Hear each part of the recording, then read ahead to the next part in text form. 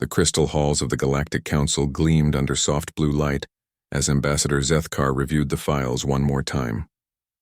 His 4 eyes moved across the data screens, each one showing different information about the species they had been watching for the past 50 Earth years. The humans of Sol 3, also called Earth by its inhabitants, Zethkar belonged to the Velthari, a peaceful race of tall, thin beings with pale green skin and gentle mannerisms. Like most species in the Galactic Confederacy, his people had evolved from plant-eating creatures. War was something they read about in ancient history books, not something they understood in their hearts. "The data is quite encouraging," said Council Member Orthan, her tentacles flowing over her own set of screens. As a member of the aquatic Tidani species, she spoke through a water-filled helmet that translated her thoughts into sound. "They have stopped their large conflicts. No major wars for almost 80 of their years," Zethkar nodded. "Yes, and they have achieved basic space travel. Their chemical rockets are crude but functional. They have established small colonies on their moon and the 4th planet in their system. Very typical development for a young species." The 3rd member of their committee, High Scholar Vexra of the Insectoid Cleth Empire, clicked his mandibles in agreement. "Their population has stabilized. They appear to have learned to manage their resources. Classic signs of a species ready for contact." For 3 days, the committee had studied every piece of information about humanity. The Galactic Confederacy was always careful when inviting new species to join their peaceful alliance. They had learned from past mistakes. Some species were too aggressive. Others were too primitive. A few had been too different to understand galactic society, but humans seemed perfect. They had grown beyond their violent past. Their art and music showed creativity and emotion. Their science was advancing at a steady pace. Their governments had learned to work together instead of fighting. Most importantly, they seemed to have the same values as the Confederacy: peace, cooperation, and progress. "I believe we should extend the invitation," Zethkar announced. The other committee members agreed with soft sounds and gentle movements. The invitation itself was a work of art.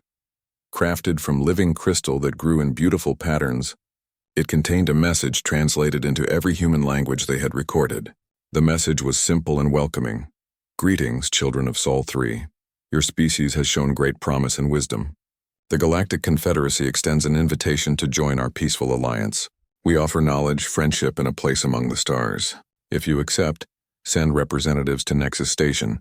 Coordinates and safe travel instructions are included." The crystal was placed aboard a small, elegant probe ship. The vessel looked like a piece of jewelry more than a machine. Its hull was made of the same living crystal as the invitation, and it moved through space using clean antimatter engines that left no exhaust trail. To the Confederacy, it represented everything they valued: beauty, peace, and harmony with nature. Nexus Station orbited a quiet yellow star in neutral space, far from any single species' territory. The station itself was a marvel of cooperative engineering. Dozens of species had worked together to build it over several centuries. It looked like a flower made of light and crystal, with petals that could expand to accommodate ships of any size. The station's halls were designed to make everyone comfortable. Atmospheric zones could be adjusted for different breathing requirements. Gravity fields could be modified for species from light or heavy worlds. Temperature and humidity were carefully controlled. Everything was peaceful and welcoming. As news of the human invitation spread through the station, excitement grew among the diplomatic staff. A new species joining the Confederacy was always a celebration.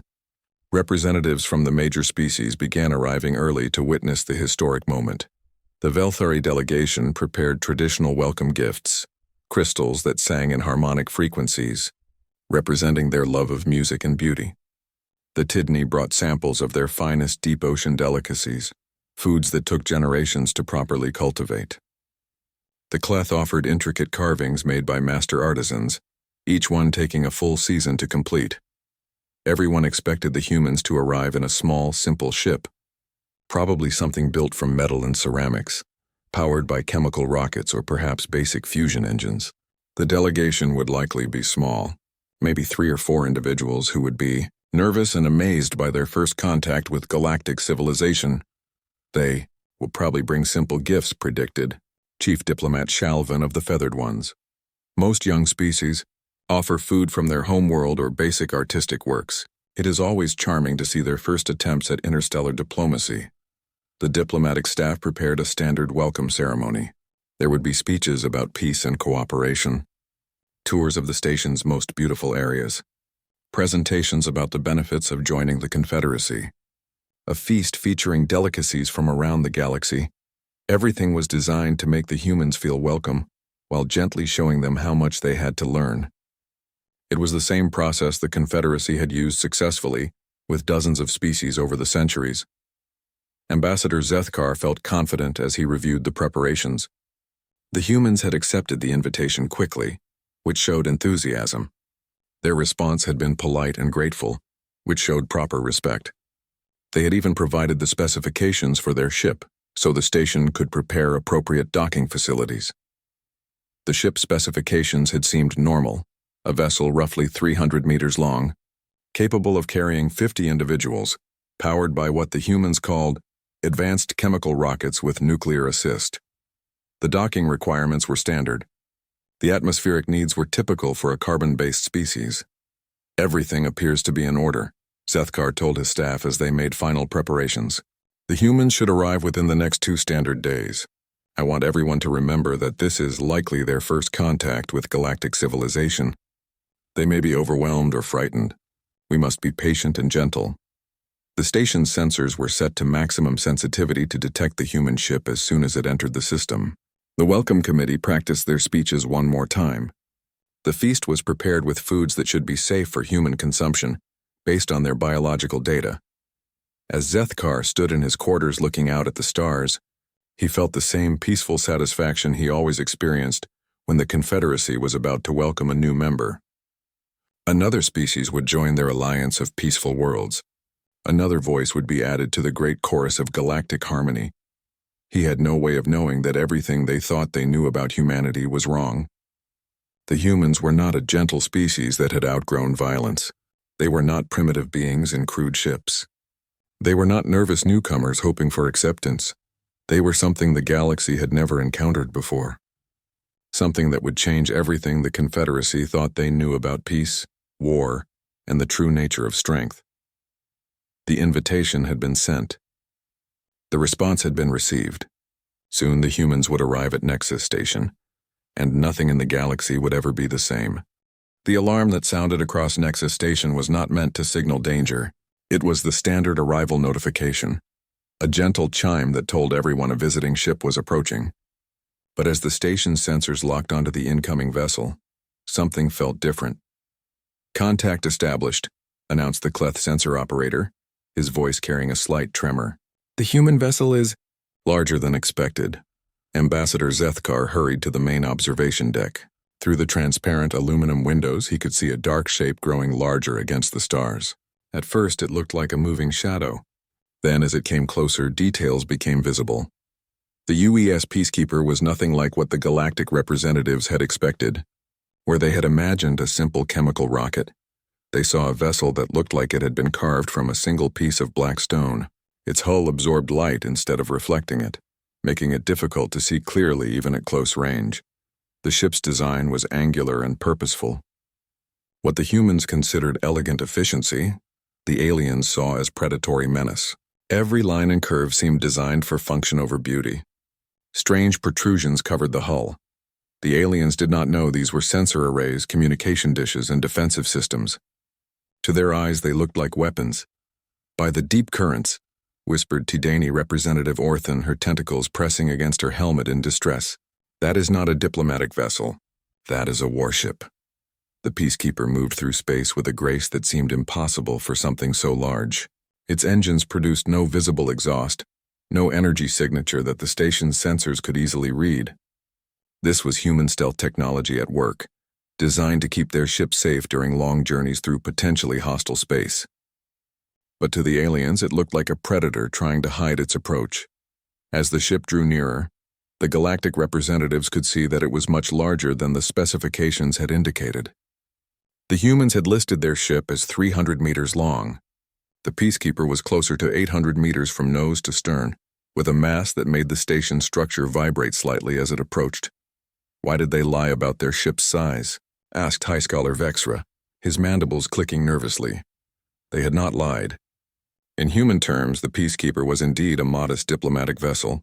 The UES fleet included ships over 2 kilometers long for major military operations. To human eyes, bringing the Peacekeeper to a first contact meeting was like wearing a business suit instead of formal evening wear. Respectful, but not overly impressive.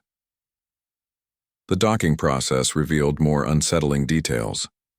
The Peacekeeper's docking systems operated with mechanical precision that seemed almost violent compared to the gentle, organic movements the aliens were used to. Clamps engaged with metallic clangs that echoed through the station's hull. Connections were made with efficiency that left no room for the ceremonial aspects most species included in their docking procedures. Inside the ship, final preparations were being made for the historic meeting. Admiral Sarah Chen stood before a mirror in her quarters, adjusting her dress uniform one last time. The dark blue fabric was covered with ribbons and medals that represented her service to humanity and Earth. To her, the decorations were simply part of proper formal attire for such an important occasion. Dr. Marcus Williams was in the next cabin, carefully packing the gifts they had brought for their new galactic neighbors. The selection had been chosen to represent the best of human culture and achievement. Hand-forged Damascus steel letter openers, crafted by master smiths using techniques passed down for centuries. Bottles of aged Scotch whiskey from Earth's finest distilleries. Replicas of famous human artworks and historical documents. Cultural attaché Elena Vasquez reviewed her notes one more time. As humanity's expert on alien psychology and diplomacy, she had studied every piece of information available about the species they were about to meet. She felt confident that the meeting would go well. Humans had always been good at making friends with different cultures. All personnel, prepare for disembarkation, announced the ship's communication system. Remember, we are representing all of humanity today. Show them the best of who we are. The human delegation consisted of 12 individuals, each chosen for their expertise and ability to represent different aspects of human civilization. They wore dress uniforms not because they were military, but because formal military attire was considered the highest form of ceremonial dress in human culture. As the airlock opened, Admiral Chen stepped forward first. Behind her came Dr. Williams with his scientific equipment and gift cases. Cultural attaché Vasquez followed, along with representatives from human art, music, literature, and philosophy. To human eyes, they looked professional and dignified. To the waiting alien delegation, they looked like something from their worst nightmares. Admiral Chen stood over 6 feet tall, with the confident posture of someone used to command. Her uniform was covered with decorations that the aliens could not interpret. Medals for service, ribbons for campaigns, insignia for rank and position. Her bearing was straight and alert, the way humans naturally stood when trying to show respect. The aliens saw a towering warrior displaying battle honors. Every medal looked like a trophy taken from defeated enemies. Her upright posture seemed like a challenge, a predator showing dominance. Dr. Williams carried several cases containing the human gifts and scientific instruments. His equipment included portable computers, analysis devices, and sample containers. His manner was enthusiastic and curious, the way any human scientist would behave when meeting alien life for the first time. The aliens saw someone carrying unknown technology and weapons. His eager expression looked like hunger. His interest in their surroundings seemed like tactical assessment. "Greetings," said Admiral Chen, her voice carrying clearly through the station's atmosphere. She spoke in English while her translator device converted her words into the Galactic Standard Language. "I am Admiral Sarah Chen of the United Earth ship Peacekeeper. On behalf of all humanity, I thank you for this historic opportunity." Even her words seemed threatening to the alien representatives.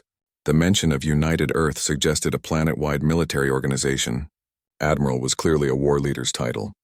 The ship's name, Peacekeeper, sounded like the kind of euphemism aggressive species used for their weapons of war.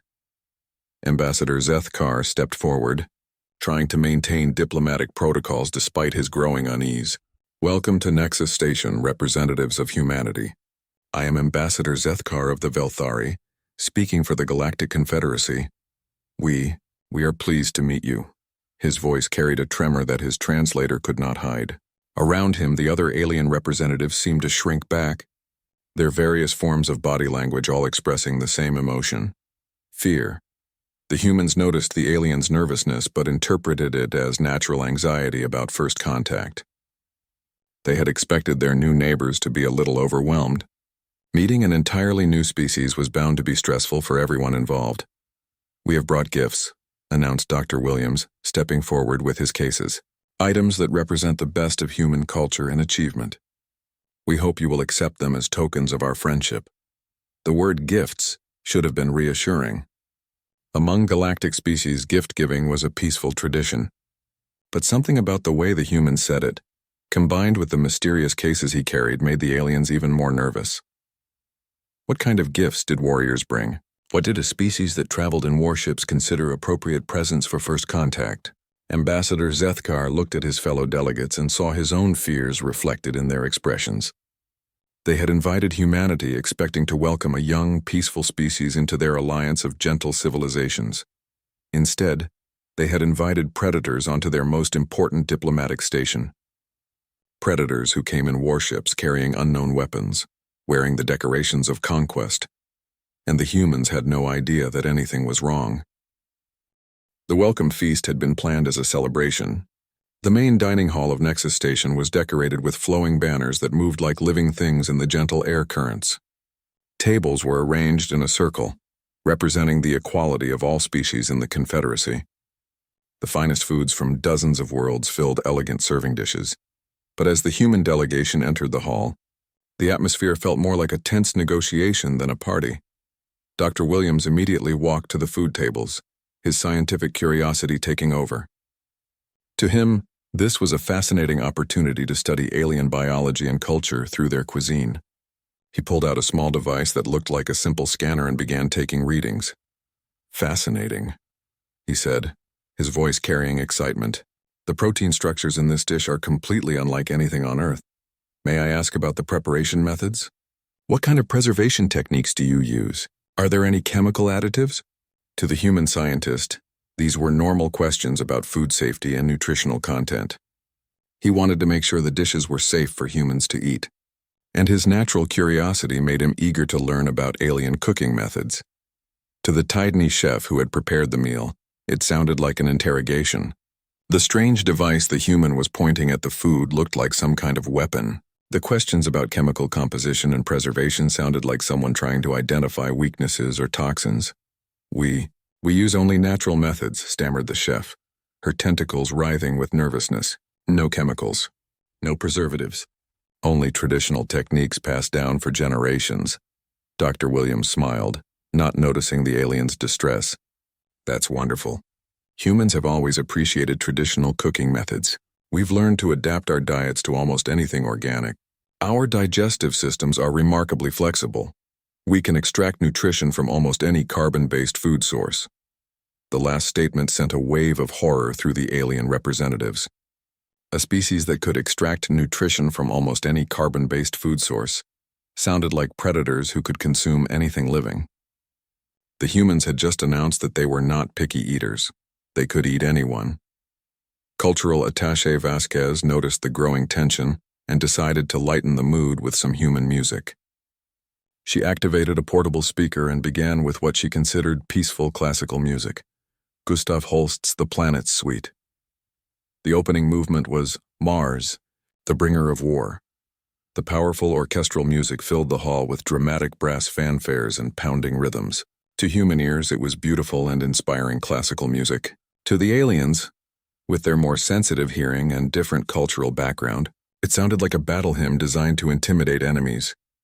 "This is one of our most beloved classical pieces," Vasquez explained as the music played.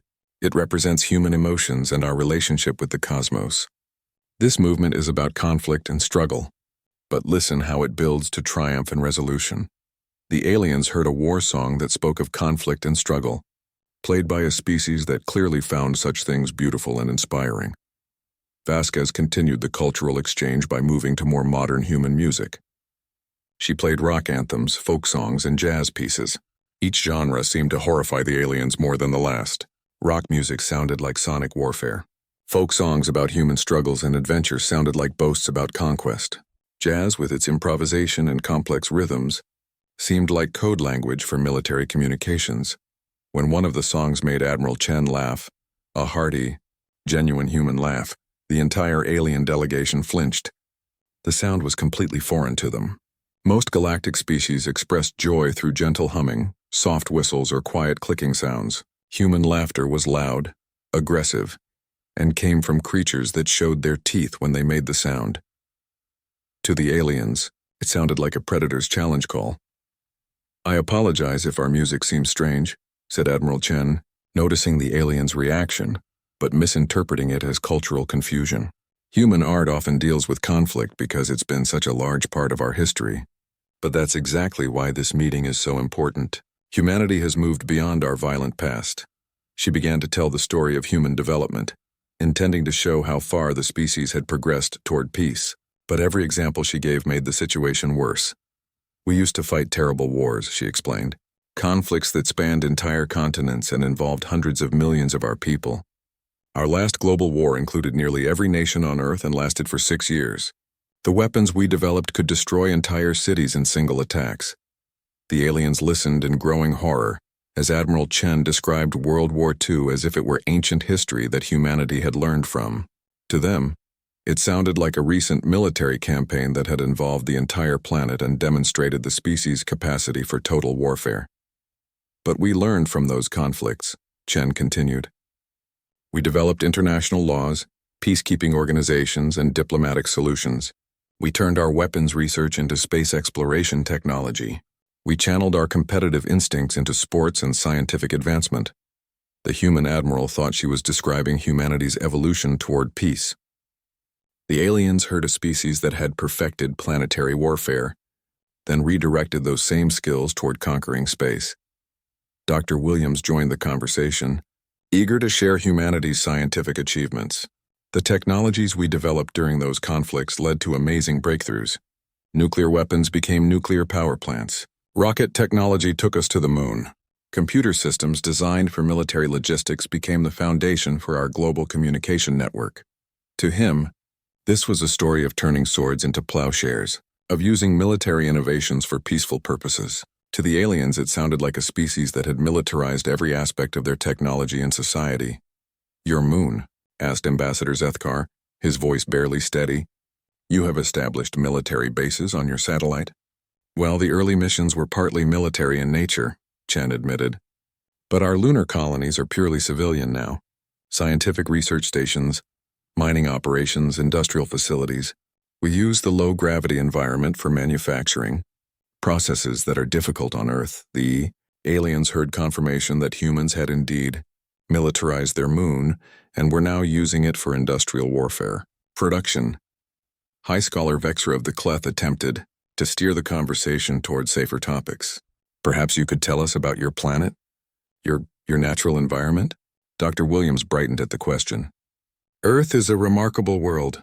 We have extreme environments that have shaped our development. Mountain ranges that reach into the stratosphere, ocean trenches deeper than our mountains are tall, weather systems that can generate winds over 300 kilometers per hour, temperature ranges from 50 degrees below zero to 50 degrees above."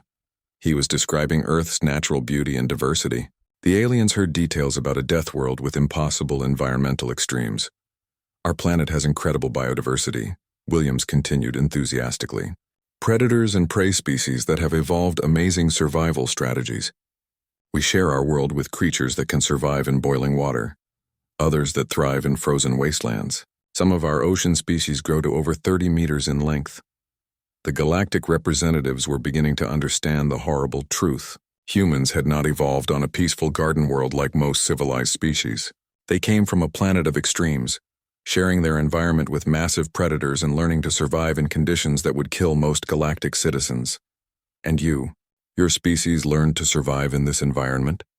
asked Orthan, her tentacles trembling. "More than survive," said Admiral Chen with obvious pride. "We learned to thrive. Humans can adapt to almost any environment our planet offers. We live on every continent in every climate zone. We've learned to work with our environment instead of just surviving in it." She was describing humanity's greatest achievement, learning to live in harmony with their challenging world. But to aliens from gentle planets with stable climates and herbivorous wildlife, It sounded like a species of ultimate predators that had conquered the most dangerous planet in the galaxy. The misunderstandings were building on each other, creating a picture that terrified the galactic representatives more with every passing moment. They had invited what they thought were peaceful primitives to join their alliance. Instead, they were hosting apex predators from a death world, beings who had turned an entire planet into their territory, and were now looking toward the stars, with the same confident pride that had carried them through countless wars, and the humans still had no idea that anything was wrong. After the disastrous welcome feast, the alien representatives gathered in an emergency meeting in the station's most secure conference room. The chamber was designed for private diplomatic discussions, with sound-dampening fields and anti-surveillance technology that ensured complete privacy. Ambassador Zethkar looked around the table at his fellow delegates. Every face, no matter how alien, showed the same expression of barely controlled fear. "We need to analyze exactly what we are dealing with," he said, his voice carefully controlled. "Computer, display all available data on the human vessel and its occupants." The room's holographic display activated, showing detailed scans of the UES Peacekeeper. What they saw made the situation even worse than they had imagined. "Their ship is not what they claimed," reported the station's chief engineer, a crystalline being called Quixtal, whose species specialized in understanding technology. "They said it was a simple chemical rocket with nuclear assistance. Our deep scans reveal something completely different." The display zoomed in on the Peacekeeper's engine section. "These are not primitive chemical rockets. The energy signatures suggest matter-antimatter reaction chambers operating at efficiency levels we have never seen. The fuel systems could theoretically accelerate this vessel to significant fractions of light speed." High Scholar Vexra's mandibles clicked nervously. "That is military-grade propulsion technology. No civilian vessel needs that kind of power." "It gets worse," continued Quixtal. "Their hull material absorbs and disperses our sensor beams. We cannot get detailed readings of their internal systems. This is stealth technology designed to avoid detection and analysis." The implications were terrifying. A species that built stealth capability into their diplomatic vessels was clearly preparing for warfare on a scale the Confederacy had never imagined. "What about their computer systems?" asked Orthan, her tentacles moving in agitated patterns. Quixtal's crystalline form shifted to a darker hue, indicating distress. "We managed to intercept some of their routine communications. Their computers process information at speeds that exceed our best supercomputers. The complexity of their data management suggests technological capabilities far beyond what a young species should possess." Zethkar felt his worst fears being confirmed. "They are not a primitive species at all. They have been hiding their true capabilities." Dr. Salwin, the Confederacy's expert on planetary environments, activated another section of the display. "I have been analyzing the data about their homeworld. Colleagues, what they told us about Earth is even more alarming than their technology." The display showed a three-dimensional model of Earth, with data annotations highlighting its characteristics. "Gravity 1.3 times standard galactic norm," Salwin began. "This means these beings developed in a high-gravity environment. Their bone density and muscle mass would be significantly greater than any known species." The delegates stared at the rotating planet model as more details appeared. Surface, temperature variations of over 100 degrees, atmospheric storms that generate energy equivalent to thermonuclear weapons, seismic activity that reshapes continents. "This is a Class 12 death world, the most extreme category in our classification system." The room fell silent as the full implications sank in. Most Confederate species had evolved on stable worlds with gentle climates and predictable environments. The idea of intelligent life developing on such a hostile planet was almost unthinkable. "Their biology," continued Salwin, "shows adaptations for survival in this extreme environment. They are persistence hunters, predators who track prey over long distances until it collapses from exhaustion. Their forward-facing eyes provide binocular vision for accurate targeting. Their dental structure includes sharpened canines for tearing flesh." Ambassador Zethkar found his hands shaking as he listened. "Are you telling us that we have invited apex predators from the most dangerous planet in known space to our most important diplomatic facility?" "It appears so," Salwin replied grimly. "But there is more. Analysis of their historical data suggests they developed civilization despite competing with multiple other apex predator species. They did not simply survive on this death world, they conquered it completely. The display showed images of Earth's wildlife that the humans had shared as examples of their planet's biodiversity. To the galactic representatives, they looked like a catalog of nightmare creatures, massive ocean predators with hundreds of teeth, land animals with claws that could tear through metal, flying creatures with beaks designed for killing. They described living in harmony with these creatures, noted Vexra. I believe they meant they had defeated or domesticated all potential rivals. Cultural analyst Mordun, a quiet being who rarely spoke in meetings, finally broke his silence. I have been reviewing their historical records and cultural artifacts. The pattern is consistent and terrifying. He activated another display showing human historical data. They called their last global conflict a world war, as if planetary-scale warfare was a normal category of conflict for them. This war involved over 100 million combatants across every continent. The casualty figures are incomprehensible. The numbers appeared on the screen. Even translated into galactic standard figures, they represented death and destruction on a scale that made the delegates physically ill. They developed weapons capable of destroying entire cities, Morden continued. Not just buildings. They created devices that could eliminate all life in areas hundreds of kilometers across. And they actually used these weapons. But they said they had moved beyond warfare, protested Orthan weakly. They said they had learned from it, Morden corrected. They described converting military technologies to civilian use. This suggests a species that militarizes everything by instinct, then finds peaceful applications later. The conference room's environmental systems kicked in to compensate for the stress-induced chemical releases from the various species. Fear pheromones, distress enzymes, and panic hormones were being filtered from the air as quickly as the machines could process them. They're gifts, whispered Ambassador Zethkar. They brought us gifts. What kind of presents do apex predators from a death world consider appropriate for first contact? Security Chief Nalvor, who had been quietly monitoring the human delegation, accessed his files. Metal blades with molecular-level sharpness. Chemical compounds that induce neurological changes, what they call alcohol, and documents that appear to be historical records of their conquests. The room erupted in panicked sounds as each species expressed terror in their own way. Clicking, humming, whistling, and tentacle writhing filled the air. They brought us weapons, drugs, and documentation of their military victories, Nalvor continued. This fits the pattern of a species that communicates through displays of power. What are we going to do? Asked Orthan, her voice barely audible through her helmet speakers. Zethkar looked around the table at the other representatives.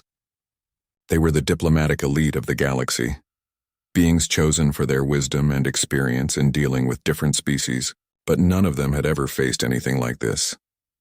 We have to consider the possibility, he said slowly, that we have made the greatest mistake in Confederate history. We thought we were inviting a junior partner to join our alliance. Instead, we may have invited the most dangerous predator species in the galaxy to evaluate our defenses. The silence that followed was broken only by the soft humming of the station's life support systems. They are studying our food, noted Dr. Salwin, learning about our biology and chemistry. They are analyzing our technology with devices we cannot understand. They are documenting our capabilities while revealing nothing about their own true nature. And we invited them here, whispered High Scholar Vexra. We sent them our location. We showed them our most important diplomatic facility. We revealed the locations of our homeworlds. The full scope of their error was becoming clear. The Confederacy had survived for millennia by avoiding contact with dangerous species. They had built their alliance among peaceful, gentle beings who shared common values of cooperation and harmony. Now they had voluntarily brought wolves into their fold, and the wolves were still pretending to be sheep. The question was, what did the humans really want? And what would they do when they stopped pretending to be something they were not? Dr. Williams noticed the change first. As a xenobiologist, he was trained to observe behavioral patterns in different species. During the cultural exchange, he had been watching the alien representatives carefully, noting their body language and stress responses. Admiral, he said quietly to Chen during a brief pause in the conversation, I think we have a problem. Chen followed his gaze toward the alien delegates. Even without training in xenobiology, she could see the signs. The Velthari's skin color had shifted to a paler shade. The Titanese tentacles were pressed tightly against her helmet. The Cleth's mandibles were chattering in what looked like a distress pattern. "They are afraid," whispered Cultural Attaché Vasquez. "But afraid of what? We have been nothing but friendly and respectful." Dr. Williams activated his portable scanner, the same device that had started the problems during the feast. But this time, instead of analyzing the food, he was studying the aliens' biological responses. What he saw made his blood run cold. "Their stress hormones are off the charts," he reported quietly. "Heart rates elevated. Defensive posturing. These are not beings who are nervous about first contact. These are beings who think they are in mortal danger." Admiral Chen felt a chill run down her spine as she began to understand. She looked around the beautifully decorated dining hall, trying to see it through alien eyes. The human delegation, standing tall and confident in their formal military uniforms. The dark bulk of the peacekeeper visible through the transparent walls. The gifts they had brought lying unopened on a side table. "Oh God," she breathed. "They think we are here to conquer them." The realization hit the human delegation like a physical blow. Every friendly gesture, every cultural exchange, every attempt to share human history and achievements had been interpreted as a threat. They were not diplomats in the eyes of these beings. They were invaders. Vasquez quickly reviewed everything they had said and done since arriving. The pattern was clear once you looked for it. To species that had never known real warfare, humanity's casual references to global conflicts and weapons of mass destruction sounded like boasts about military capabilities. Their ship, designed for long-range exploration of dangerous space, looked like a warship to beings whose vessels were built for beauty rather than survival. "We need to fix this," said Admiral Chen. "Right now, before this gets any worse." She stood up, her movement causing several aliens to flinch visibly. For a moment, she considered sitting back down to appear less threatening. Then she decided that hiding would only make things worse. If these beings were going to know humanity, they needed to know the truth. "Ambassador Zethkar," she called out, her voice carrying clearly across the hall. "I believe we need to have an honest conversation." The Velthari ambassador turned toward her, his four eyes wide with what was clearly terror. Around him, the other aliens seemed to prepare for the worst. "We have made a mistake," Chen continued, walking slowly toward the alien delegation. "Not intentionally, but a serious mistake nonetheless. You are afraid of us, and I think I understand why." She stopped a few meters away from the aliens, close enough to speak normally but far enough to avoid triggering their flight responses. "You think we are here to conquer you?" she said simply. "You think our ship is a warship, our crew is a military force, and our gifts are weapons. You believe that humanity is a species of warriors looking for new territory to claim." The silence that followed was deafening. No one moved. No one spoke. The truth hung in the air like a physical presence. "You are not entirely wrong," Admiral Chen said, and several aliens made sounds of distress. "Humanity is indeed a dangerous species. We did evolve on a world that would kill most of you within hours. We have fought terrible wars. We have developed weapons that could destroy planets. We are, by your standards, apex predators." Ambassador Zethkar found his voice, though it shook as he spoke. Then why are you here? What do you want from us?" Chen was quiet for a long moment, choosing her words carefully. When she spoke again, her voice carried a weight that seemed to fill the entire hall. "We are here because we chose to be better than what we were born to be." She gestured toward her crew, toward the ship visible through the station's walls, toward the gifts that had caused so much fear. "Everything you have observed about humanity is true. We are dangerous. We come from a world that taught us to fight, to compete, to survive against impossible odds. But we learned something else on that dangerous world. We learned to choose." Dr. Williams stepped forward to stand beside his admiral. "We could have remained predators," he said. "We could have used our advantages to dominate and destroy. Some humans wanted to do exactly that, but we chose differently." Vasquez joined them, and soon the entire human delegation stood together facing the terrified alien representatives. "We chose to turn our weapons into tools," Chen continued. "We chose to turn our competitive instincts into drives for exploration and discovery. We chose to take the same intensity that once made us warriors and direct it toward protecting instead of destroying." She looked directly at Ambassador Zethkar. "You invited us here because you thought we were a peaceful species that had outgrown violence. You were wrong. We are a violent species that chose peace. There is a difference. The distinction seemed to hit the aliens like a revelation. A species that had never known violence but learned peace was very different from a species that had mastered violence but chosen to control it. Your confederacy, said Admiral Chen, is an alliance of beings who never learned to fight.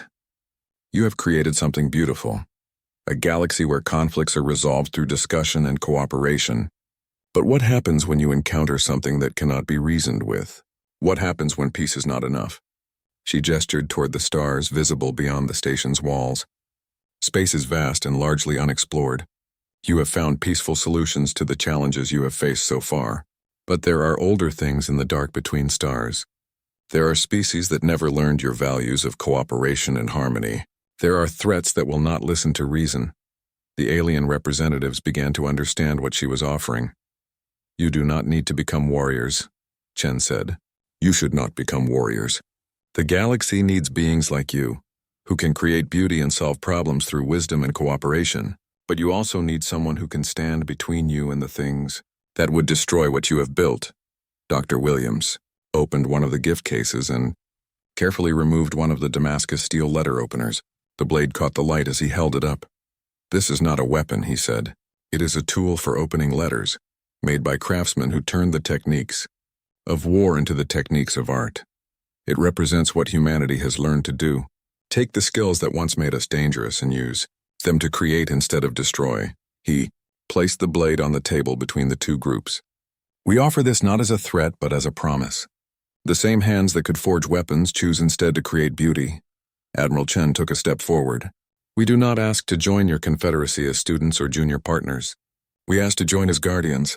Let us be the shield that stands between your peaceful alliance and whatever threats emerge from the unknown regions of space. The offer hung in the air like a bridge between two entirely different ways of understanding the universe. Ambassador Zethkar looked at his fellow delegates, then back at the humans. You are asking us to trust you, to believe that predators can choose to protect instead of consume. Yes, said Admiral Chen simply, because the choice to protect is what makes us truly human. We did not come here to conquer. We came here to find something worth protecting. The silence stretched for what felt like hours. Then slowly, Ambassador Zethkar stepped forward and picked up the Damascus steel blade. He examined it carefully, noting the beautiful patterns in the metal, the perfect balance, the obvious skill of its creation. A weapon transformed into art, he said quietly. Destruction turned into beauty. He looked up at Admiral Chen. If we accept your offer, if we allow humanity to join the Confederacy as our guardians, how do we know you will not simply become our conquerors? Chen smiled, and for the first time since the humans had arrived, her expression did not frighten the aliens. Because, Ambassador, the strongest predator is the one that chooses what it protects, and we choose to protect you. The vote, when it came, was unanimous, not because the Confederacy was no longer afraid of humanity, but because they finally understood what they should be afraid of in the vast darkness of space, and they understood that sometimes the most frightening ally was exactly what you needed. Humanity joined the Galactic Confederacy that day, not as the peaceful species the aliens had expected, but as something far more valuable, warriors who had chosen to become guardians, predators who had learned to protect, and the shield that would stand between civilization and the unknown dangers that lurked in the dark between the stars.